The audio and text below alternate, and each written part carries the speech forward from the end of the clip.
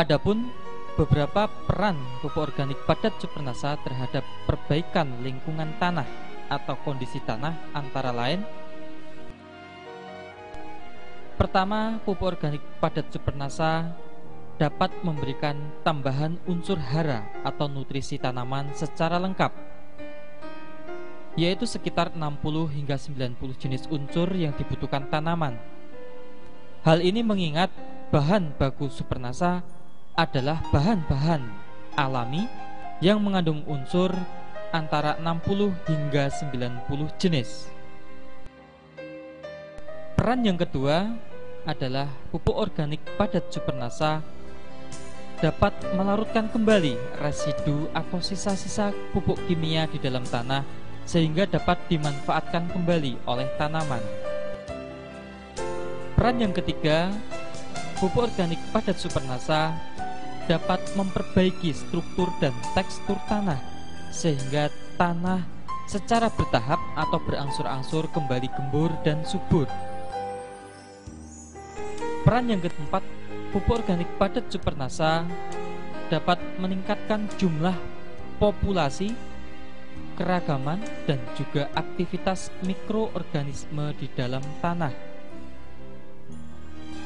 Dengan adanya peningkatan populasi, keragaman, dan juga aktivitas mikroorganisme di dalam tanah, maka tanah akan menjadi lebih gembur. Peran yang kelima, pupuk organik padat Supernasa dapat membantu menstabilkan pH tanah sesuai dengan kebutuhan tanaman. Peran yang keenam, bahwa pupuk organik padat Supernasa dapat memberikan tambahan zat perangsang tumbuh alami atau hormon tumbuh alami bagi tanaman berupa hormon alami auksin, giberelin, dan sitokinin.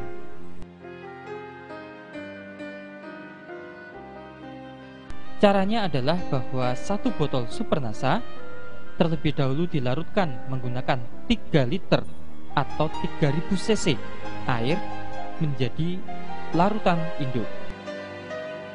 Dari larutan induk tersebut kita ambil 200 hingga 300 cc, kurang lebih 1 gelas biasa. Kemudian kita encerkan dengan 50 liter air. Setelah kita aduk, barulah kita siramkan merata ke permukaan lahan. Selama pemupukan dasar hingga nanti fase tanam, masukkan air secukupnya, jangan sampai melimpah ruah sehingga mengalir keluar dari lahan kita. Setelah kita lakukan pemupukan dasar dan juga penyiraman Supernasa, kemudian kita lakukan penggaruan atau garu. Tujuan penggaruan adalah agar tanah menjadi rata dan rerumputan yang masih tertinggal dapat terbenam ke dalam tanah. Tanah yang sudah digaru dibiarkan selama 4 hari. Setelah tanah sudah menjadi lumpur halus dan pupuk dasar maupun Supernasa sudah menyatu dengan tanah atau bereaksi dengan tanah, baru lahan siap ditanami.